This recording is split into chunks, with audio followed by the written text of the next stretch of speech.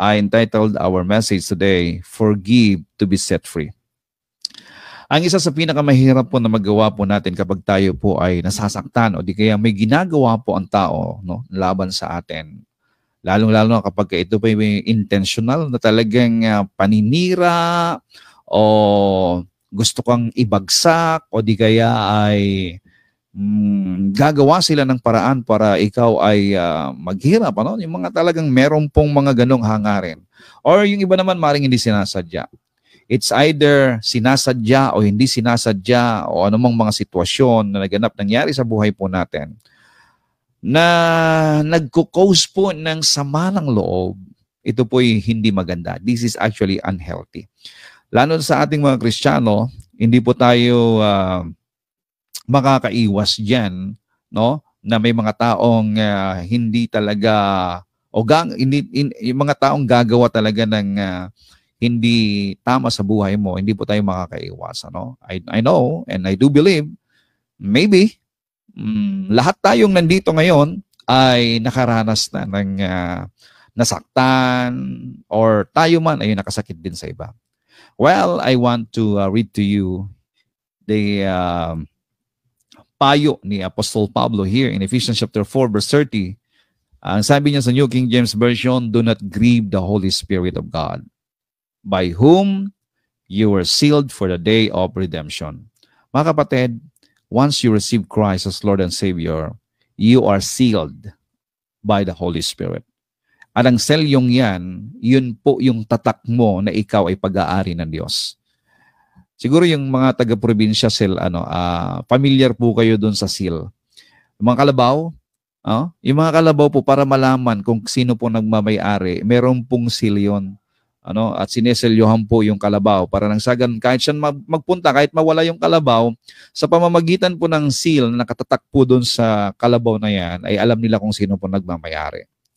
Mga kapatid, when you decided to receive Christ as Lord and Savior, you have the seal. And that is the seal of the Holy Spirit. Kaya kahit saan ka magpunta dito sa mundo, no, yun po yung selyado, seal ng Holy Spirit. At ito in my own interpretation, ako'y naniniwala na pagdating po ng rapture, okay? Pagdating po ng rapture, nakukunin ni Lord ang lahat ng Kanya, ay yung pong mga may tatak, it is the Spirit of the Lord that raised them up, no, to meet Jesus in the air or to be with Jesus. It is the Spirit. Kaya yung pong mga may tatak ng Espiritu Santo ay sila po ay selyado ng kaligtasan at selyado po na sila'y garantisadong pagmamay-ari ng Diyos. So you are owned by the Lord because you are sealed by the Holy Spirit. At ang sabi po ng Apostol Pablo, yung pong naitatak sa atin na Espiritu Santo, siyang suma sa atin, is the one to go with us. Do not grieve the Holy Spirit. Huwag bigyan ng kalungkutan. At itinuloy po ni Apostol Pablo sa verse 31, let all bitterness, wrath, anger, clamor, and evil speaking be put away from you with all malice. And be kind to one another, tender-hearted, forgiving one another, even as God in Christ forgive you. Ito na. Ito po yung bibigyan po natin ng emphasis sa umagang ito. Forgiving one another as God in Christ forgave you. Hindi po madali ang magpatawad. Hindi ko alam kung may magsasabi sa inyo, hindi, madali magpatawad. No, it's not. Lalong-lalo na kapag bumao na. Yung iba nga dyan, nakatatak po doon sa puso nila and years passed by and yet the pain is still there. Hanggat nandiyan po yung pain, hanggat naalala mo yung pangalan ng taong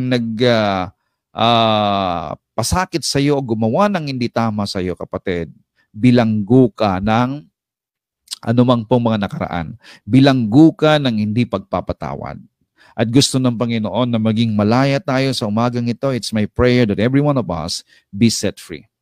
Dito sa ibang translation, TPT, the Holy Spirit of God has sealed you in Jesus Christ until you experience your full salvation. Yung tinatawag po na full salvation is the salvation of your soul and your body. Kasi po, nung tayo po ay niligtas ng Panginoon, it is on our spirit. And God dwells in our spirit. Yung full salvation natin, pagdating po ng araw, ito pong katawang ito na panlupa ay mapapalitan po ng panlangit na katawan. Yung pong katawan na hindi na pwedeng pasukin pa ng anumang sakit at karamdaman. Katawan na hindi na mabubulok. Katawan na hindi na malalanta. Isang katawan na panlangit. Oh, very perfect. It is a perfect body. Kaya nga po, kapag yang itsura mong yan, kapatid, pag nakapalitan niya ng katawang panlangit, ay napakaganda mo. Napakagwapo mo. You are perfect. Ano? I don't know if you're satisfied with your looks, pero pagka napalitan ni Lord ng katawan niya na panlangit, at ganyan din ang itsura mo, ay sabi ko sa iyo, so beautiful will thou, beyond compare. Kaya nga po si Lord, yun ang nakikita niya sa atin yung pong glorified body. Oh, glory to God. At tayo silyado. Kaya nga po meron tayong tiyak na kaligtasan. Ngayon tayo po ay na kay Kristo because you are sealed by the Holy Spirit. So never grieve the Spirit of God or take for granted His holy influence in your life. Yung pong do not grieve the Holy Spirit, ini-explain po dito sa The Passion Translation na wag nating bibigyan ng kalungkutan or wag nating i-take for granted yung kanyang influence sa buhay po natin. Wag nating isusuppress yung pwede niyang magawa sa buhay natin. There are different way to grieve the Holy Spirit. Una, kapag ikaw ay napuno ng bitterness, walang bitterness sa Holy Spirit, no? Walang anger, walang anumang bagay na kasamaan sa banal na Espiritu. Kaya nga po kapag yun ang naghahari sa atin, we are grieving the Holy Spirit. At ito pa, way to grieve the Holy Spirit is when the Holy Spirit wants to pray, because the Holy Spirit in you, the Holy Spirit in us really loves to pray, really loves to serve the Lord, really loves to do great things and pleasing in the sight of God. Kaya nga po yung pong mga bagay na ginagawa natin, if we allow the Holy Spirit to move in our lives, to be used, to use us, ay talagang we experience heaven here on earth. Nagigrieve ang Holy Spirit kapag hindi po natin binibigyan ng laya na gawin yung dapat niyang gawin sa buhay po natin. So lay aside bitter words, temper tantrums, revenge, profanity, and insults. But instead, be kind and affectionate to one another. Has God graciously forgiven you? Pinatawad ba kayo ng Diyos graciously? Then, graciously forgive one another in the depths of Christ's love. Again, hindi madali ang magpatawad. Pero kapag naintindihan mo kung papaano ka pinatawad ng Diyos, kung maunawaan mo kung papaano ibinigay ng Diyos ang kanyang pagpapatawad at pag-ibig sa atin, you can give to people what you receive from the Lord. Pag natanggap mo yung pagpapatawad na yan, maibibigay mo rin yan, kapatid, sapagkat nakita mo kung paano ka pinatawad ng Panginoon. Now, ito po ang mga naririnig nating salita. Makakapagpatawad ako, pero hindi ko makakalimutan. Well, ang totoo po niyan, ang sabi po ng Bible ay, forgive because God in Christ has forgiven you. God only tells us to forgive because God in Christ has forgiven us a debt we cannot pay. Hindi po yung forgive and forget. Sa totoo lamang po, mahirap po talagang malimutan yon. Minsan ang kaaway, nagdadagdag po ng mga salita na hindi naman po galing sa Biblia, na minsan nagiging burden. Katulad yan, forgive and forget. Hindi ko nga makalimutan. Ngayon, nagigilty ka kasi hindi mo makalimutan yung ginawa ng tao. So yun pong pag-aaralan natin ngayon. Well, I want to say to you, my friend, that what the Bible says, forgive as Christ has forgiven you. Forgive as Christ demonstrate His love for you. No? Pag ginawa natin to, when you do forgive people, ayan, may magulang mo, anak mo, kaibigan mo na nakit sa'yo, or maybe naging karelasyon mo, or sino man sa paligid mo, or yung mga partner mo na pagtiwalaan mo pagdating sa pera, pagdating sa ari-arian, alam nyo, masasakit talaga yan. Kaya lang, kapag hindi po tayo nagpatawad, tayo po ang mabibilanggo ng sama ng loob. Tayo po mabibilanggo ng hindi magandang pakiramdam. At hindi maganda talagang emosyon. It will destroy our health. We do ourselves a favor when we forgive other people. Because harboring bitterness, yung pong manatili, simangladan, iti kina saem, kinsugat iti pusom. Pag nagharbor po ang bitterness and unforgiveness sa puso ng isang tao, sometimes it destroys our health. It destroys our health. At iyan ay espiritu. Nga po yung kung paano ang fear ay spirit, at ang sabi po ni Pablo, hindi tayo binigyan ng Diyos ng espiritu ng pagkatakot, kundi espiritu ng pag-ibig, kapangyarihan, at katiwasayan ng pag-iisip. So, ito naman pong unforgiveness is also a spirit. It is a spirit of unforgiveness that will cause us to be bitter, and it will affect our health. It will affect our everything. Magdi-deteriorate ang kalusugan mo. Alam niyo, kapag nag-deteriorate po, namatay ang mga cells po natin, ay magiging bad cells yan. At dadami po ang bad cells. Kaya minsan, ayan na, nagkakaroon na ng mga bukol, mga cancer, nagkakaroon na ng mga blood clot. Kasi hindi na makakadakuloy na maayos ang dugo dahil sa kaiisip, mga kapatid. At hindi na rin magte-take effect ang mga gamot kapag too much exhausted ka and you are consumed and occupied with, bitterness and unforgiveness. Talo talaga tayo. No? Talo ka, kapatid, kapag ikaw ay nanatili sa unforgiveness at bitterness. Kahit Kristiyano tayo, kahit nagbabasa tayo ng Biblia, at kahit nagpupuri tayo sa Panginoon, kapag may bitterness ka, may humahad lang po doon sa pag-flow. Kasi hindi talaga makakilos ng maayos ang banal na espiritu kapag nandiyan yan. Kasi nga po, nagpupuri ka sa Panginoon and yet you have a bitterness. If you allow the Holy Spirit to occupy you, to consume you, to fill you, my friend, I do believe the Holy Spirit will take away, it wash away all those bitterness. Yung pong bad spirit na nasa sa atin, the Holy Spirit will kick it out sa buhay po natin, mga kapatid. Now, forgive and let God take care of the rest. Pakisulat nga ninyo dyan. Forgive and let God take care of the rest. When you really forgive, my friend, sometimes He makes you forget. May mga mabababaw lang na ginawa ng tao sa atin, or kahit malalim, no? Gaano kalalim, sometimes the Holy Spirit will, help us actually to forget. Kaya nga yung forgive and forget, hindi po ganun kadali. Pero may mga nangyayari nakakalimutan. Now, when you still remember the incident because it was a major thing in your life. Ano ba yung mga major sa buhay po natin na talagang naging karanasan natin na hindi natin makakalimutan, mga kapatid? Kung meron man tayong mga karanasan na malalim na sugat na ginawa ng tao sa atin, it might be money, relationship, love, naku, yung pag-ibig, grabe. Ang dami talagang dyan na nasasaktan.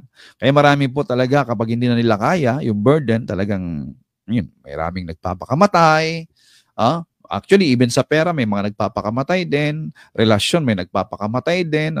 Yung na-in love, may nagpapakamatay din. Dahil iniwanan, ibinigay lahat ng pag-ibig doon sa kanyang iniibig. Kaya nung winaldas nung pinagbigyan niya, walang naiwang pag-ibig sa kanya. Ayun, dahil walang pag-ibig sa sarili, eto na ngayon. Yang nangyayari po yung mga yan. Actually, those are spirits. No? Ngayon, kapag tayo merong karanasang ganon, at ikaw ay naka-overcome, minsan nakakalimutan mo, nawala na lang sa'yo. Pero ito po, ang gawa ng banal na espiritu ay pwedeng hindi mo siya makalimutan kasi nandito ka pa naman sa matinong pag-iisip. Kaya mare-recall mo pa rin yung nangyari. Pero ang kagandahan po nito ay ito, wala ng pain. Wala ng pain. Wala ng sakit. Kahit na, kasi naghilom na eh. Kapag naghilom na ang isang bagay, peklat na lang yon, no? Kahit na hawak-hawakan mo, wala nang sakit kasi naghilom na. Pero hanggat ang sakit ay nandiyan dyan, kapatid, may sugat pa. Ibig sabihin, ang tanging gamot dyan ay magpatawad. At hayaan mo na sa paglipas ng panahon, sa tulong ng banal na espiritu, makakalimutan mo rin yan. Okay? So when you look back, the pain is no more, the sting is gone, and you are no longer bitter. Kapag ikaw po ay nagpatawad. Alam nyo, isa po sa pinakamasakit po na nangyari sa Biblia tungkol po sa dapat na magpatawad. Actually, ang Panginoong Jesucristo, pag nakita po ninyo, grabe po yung ginawa sa kanya eh. Yung mga kapatid niya, rejected siya. Yung alagad niya na ginawang treasurer, tagahawak ng pera, ayun, ipinagkanulo siya. No? Tapos yung mga tao na pinagaling niya, andyan yung mga pinagaling niya, andyan yung mga pinakain niya, wala man lang nagtanggol sa kanya nung nagsigawan ng mga leader ng religion during his time na ipako siya sa krus. Ipako siya sa krus. Wala man lang nagsabi, yan, pinagalingan ko niyan, tinulungan ako niyan, wala man lang tumulong, di ba? Sakit nun. Kapag ang Panginoon po ay lalakad sa laman, abay, ang daming masasakit na po pwedeng maging dahilan na siya po ay lalakad sa laman. Lalong-lalo na, napakasakit nito nung sinabi po ni Pilato na ako'y nagpapalaya tuwing araw ng Pasko ng mga bilanggo. O eto ngayon, yung pusakal na kriminal, kasi yung pinaka-pusakal at pinakamasamang tao ang inilabas ni Pilato para pagpilian ng mga tao kung sino ang dapat palayain. Ito pang pusakal na kriminal na ito o si Jesus na ang daming tinulungan, di ba? Na gumaling ang mga taong kanyang ipinag-pray at wala namang siyang ginawang kasamaan. Pinagbibintangan lamang po siya at lalong-lalo na ang usapin ay usaping panrelihiyon na hindi matanggap ng mga tao. Pero mo ba naman ang ipininisan ni Pilato ang pinili na si Barabas. Yeah. Sinong palalayain kung gusto ninyo? Barabas! Barabas! Ang sakit nun kay Lord, Di ba? Oh. At ito na. Hanggang po dun sa cross, habang siya po'y nakabayubay doon. And that is very, very powerful prayer yung ginawa ng Panginoong Jesucristo when He was hung at the cross. Father, forgive them for they do not know what they are doing. Ama, patawarin mo sila sapagkat hindi nila alam ang kanilang ginagawa. That is a powerful prayer, friends. Alam nyo, nung ako po ay nagme-meditate on that, even up to now, every time I meditate on the Spirit of the Lord comes upon me, understanding those words of our Lord Jesus Christ, Father, forgive them, for they do not know what they are doing. It really broke my heart and say, Lord, what a powerful words. What a love of Jesus. Eto siya naghihirap. Eto siya, dumaranas po siya ng kapighatian, dumaranas po siya ng, hindi lang yung sakit sa katawan ng kanya pong sa pisikal, ang kanyang nararamdaman. Ang pinakamasakit dito yung rejection ng tao sa kanya. At yung pambubuli ng tao, pambubulyaw ng tao, at ang tingin ng lahat ng mga tao sa kanya ay isang pusakal na kriminal.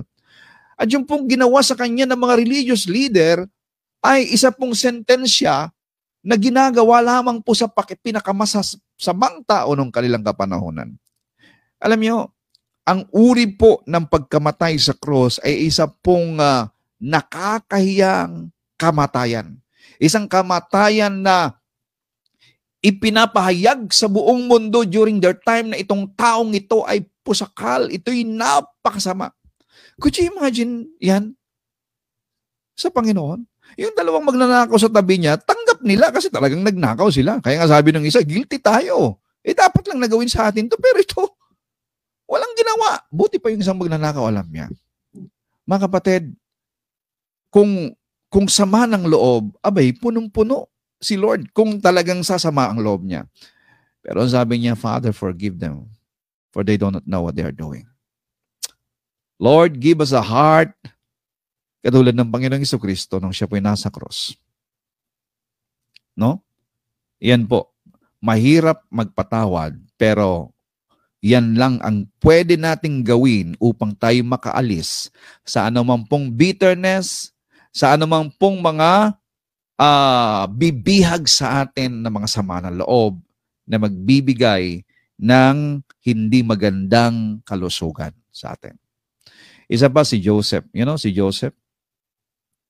Actually, Joseph was a picture of Jesus Christ in the old. Nireject din siya ng mga kapatid niya. Tinaboy. Inihulog sa balon. Ibinenta sa mga negosyante. At eto ang matindi. Ibinalita sa kanilang tatay, patay na yung anak niyong to. Kinain mo siya ng mga mababangis na hayop. So, wala. Binilang na nilang patay. Ay, grabe yun, ha? Ibilang kang patay ng mga kapatid mo. Ibilang kang wala na. Tapos ganyan ginawa nila. Dahil sa sama ng loob o selos. Kaya lang selos talaga pumapatay. No, don't allow, jealousy to enter your heart because it kills. Pumapatay talaga yan. Demonic talaga yan yung mga jealousy na yan. No? Kasi ayaw nilang tanggapin yung revelation na ipahayag kay Joseph. Pero alam niyo, hindi ko lang kung nabasa niyo na po ba yung sa Genesis chapter 50, Nung nakita ni Joseph yung kanyang mga kapatid na sila'y yumukod sa kanya dahil sila po ay naghahanap ng pagkain, krisis sa buong mundo It affects even Canaan, naapektuhan. Ito ngayon, pagdating nila kay Joseph, sabay-sabay silang lumuhod. Naganap yung pong pangako ng Diyos.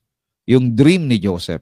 Kaya kapatid, kapag may vision si Lord sa'yo, kapag merong pangakong Panginoon sa'yo, maraming persecution, maraming tatawa sa'yo, paano mangyari, imposible. Pero kapag kaya ay galing sa Lord, nako, God is expert in doing impossible things. Pakisulat nga ninyo yan. God is expert in doing impossible things. Kaya yung mga imposibleng bagay na pinangahawakan ninyo na parang imposible sa mata ng tao, you have to expect it. Ayan, nangyari po kay Joseph. At ang pinakamaganda rito, yung forgiveness na iginawad po ni Joseph sa kanyang mga kapatid. At nagkaroon ng reconciliation. Oh, glory to God. So, you may remember the incident, my friend, but the bitterness is gone because you have put the cross in the picture. Yung pong paano ka pinatawad ng Panginoon. Kaya nga po, ang pagpapatawad natin ay hindi base doon sa nararamdaman natin. Hindi base doon sa gaano kabigat, gaano kagaan ang ginawa ng tao laban sa iyo. Kundi, you have to forgive them as Christ has forgiven you. Forgive them as, the Lord give you that forgiveness. At ang forgiveness po ay walang kondisyon. Forgiveness has no condition. Hindi yung patawarin ko sila kapag humingi muna sila ng tawad. Patawarin ko sila kung magbabago muna sila. Patawarin ko sila kung sila ay lalapit sa akin. Mga kapatid, hindi po yun ang kondisyon natin. Hindi man sila hingi ng tawa, hindi man sila hingi ng, hindi man sila lalapit, forgive them to unload yourself. Forgive them to put away any bitterness in your heart. Kaya nga forgive before you give, before they ask forgiveness, you give the forgiveness already. Forgive, meaning nauna na ang pagpapatawad mo bago sila humingi ng tawad. Mahirap pong gawin ito, pero with the help of the Holy Spirit, you can do it. God in Christ forgive you, my friend. So, Daddy, our Father, forgive you. So, you have to forgive them. Kaya sabihin natin, mga kapatid, Daddy, kung si Daddy mo yan, I forgive you. Mommy, I forgive you. My son, my daughter, I forgive you. My cousin, my friend, I forgive you. Speak blessing of forgiveness to them. When you forgive by faith, when you forgive, it is by faith and not by your feelings. Kasi ganito yun eh. Kung by feelings kasi, patatawarin ko sila kapag medyo gumaan na pakiramdam ko or by feelings. Friend, forgiveness is not by your feelings. Forgiveness is an action that we need to do. We walk by faith and not feelings. So forgive by faith. Some people are waiting for feelings. Sabi nila, well, tingnan ko, hindi pa ako handa. I am waiting for the right emotion to come on me to forgive that person. Okay? Alam po ninyo, yung right emotion na yan na hiniintay mo, hindi yun darating. That right emotion may never come. Kasi, lalong-lalo na, naiisip mo, at pag pinagninilay-nilayan mo yung ginawa ng tao sa'yo, ang sakit. Eh, syempre, kapag iniisip mo yun, yung emotion mo nasasaktan. Actually nga, kapag nasasaktan, nagkakaroon ka ng revenge. Nagkakaroon ka ng paghihigante. Yung bang, gusto mo maghigante rin. Parang gano'n, no? Galit ka. Oh, anger. Yun po yun eh. If you're gonna meditate on those pain, those ginawa ng tao, pinagninilayan mo, ay, galit ka. Kaya you cannot forgive by feelings. And you cannot wait for your feelings to settle down. Mga kapatid, choose to forgive as Christ has forgiven you. So ganitong gawin natin. Focus your mind on how God accepted you. Focus your heart on how the Lord forgave you. And be filled with that love of the Lord. Have fellowship with the Holy Spirit right now. Okay? Spend time in prayer. Forgive not by faith and do it once and for all. Spend time in prayer. Oh, allow the Holy Spirit to fill you. Allow the Holy Spirit to fill your heart with God's love. At kapag ikaw ngayon ay napuno ng pag-ibig ng Diyos, mga kapatid, the pain in your heart will gone. It will be removed. Papalitan ng Diyos yung galit sa puso natin ng pag-ibig at pagtanggap. Then, we can speak forgiveness. When you speak forgiveness, now to people, I forgive you. Oh, hindi ibig sabihin na kalimutan na, I just forgive lang. Kasi yung kalimutan, nandiyan yan eh, nasa isip natin yan eh. Hindi mo ka makakalimutan talaga yon. Pero ang dapat na maalis, yung pain. Yung pain, dahil kung hindi maalis yon, bilanggo ka, kapatid. Bilanggo tayo. It will affect our faith. And it will affect even our character. Kaya minsan, no, lagi kang galit, lagi kang, ang pangit, it will affect us. Mayroon pong espiritong kumokontrol pagka ganun.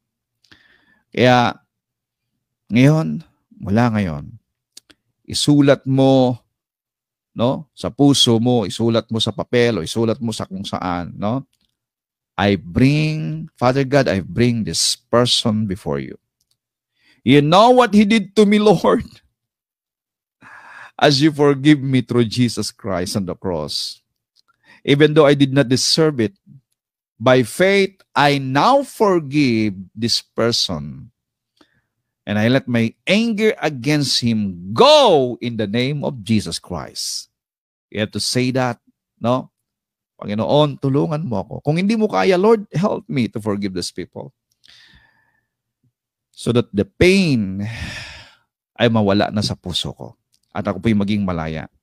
Oh, I tell you, ang sarap pong ngumiti na wala na pong sakit sa puso. At yung pong mga cells natin nagiging healthy. Alam nyo, kapag healthy po ang cells mo, it will destroy those bad cells in your body. Lalong-lalo na kapag meron ka pang healthy kinakain, healthy foods, healthy diet, healthy supplement, ayan, ay lalong natutulungan yung physicality natin. Ay ang pinakamagandang kagalingan, mga kapatid, ay yung pong salita ng Diyos. They are healing to all their flesh. Health and healing to all their flesh, sabi po ng Bible. Kasi at peace ka eh. Di ba? Peaceful ka. Puno ka ng pag-ibig ng Diyos. Alam niyo ba na walang sakit sa Diyos? There's no sickness in God. Why there's no sickness in God? It's because He is love. God is love. Alam niyo, sa pag-ibig, walang makapasok na anumang sakit at bakterya. Kaya nga po, if we live in love through the Holy Spirit, through the leading and the direktiba ng Banal na Espiritu sa buhay natin, mga kapatid, ang katawan natin ay magiging healthy. Ang cells natin magiging healthy. Oh God, thank you for giving us, Lord God, understanding about this forgiveness, Lord. So once you forgive by faith, you will see the sting of bitterness removed from your heart. Mawawala yung bitterness, dito ka lang lalaya. Oh, you can go around, smile at anybody. You can smile at them. Maski yung mga gumawa ng masama sa'yo, you can smile at them now. Oh, naka-move on ka. Amen? Oh, glory to God. You will experience the peace and joy of God filling your mind and see a greater measure of wholeness in your body. Mga kapatid, ang pagpapatawad ay nagdadala ng kagalingan sa ating pisikal na katawan. At higit sa lahat, ang kagalakan at kapayapaang hindi kayang pantayan ng pera ay mapupuspos ka, mapupuno ka. Forgiveness, my friend. I tell you once again, forgiveness is not easy to do. Pero ang forgiveness ang siyang tanging kaparaanan upang tayo lumaya sa anumang pagkabihag ng sama ng loob, galit, at resentment, whatever bitterness na bibilanggo at magbibigay ng deterioration ng ating kalusugan. And even in our right thinking, kasi hindi ka makapag-isip ng tamang gawin eh. Lalo lamang actually connection ng demonyo yan eh. Connection ng diablo yung pong mga negative emotion na yan. Yung bitterness, anger, rebellion, lahat ng yan, connection ng demonyo. Susulsulang ka yan para lalo tayong gagawa ng kasamaan at lalo tayong malulugmok sa kumunoy.